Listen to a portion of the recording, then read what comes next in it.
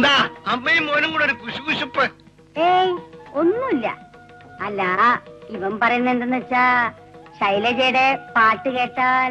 അയ്യോ, അറിയാം, പാടാറില്ല. മോളെ, നിനക്ക് വല്ലതും പ്രഭാകരനോട് ചോദിക്കാറുണ്ടോ? എനിക്കൊന്നും പറയാനില്ല, എല്ലാം അച്ഛന്റെ ഇഷ്ടം. മോളെ, ആർക്കും അഭിപ്രായ വ്യത്യാസമില്ലാതെ കഴിക്കത്തക്ക രീതിയിൽ ഉള്ള മധുര പലഹാരം തന്നെ നീ കൊണ്ടുവന്നു. മധുരം കഴിക്കാൻ പാടില്ലാത്ത അച്ഛൻ അഭിപ്രായം പറഞ്ഞാൽ എങ്ങനെയാ? കഴിക്കുന്നവരല്ലേ പറയേണ്ടത്, അവരോട് തന്നെ ചോദിക്കുന്നതാ നല്ലത്.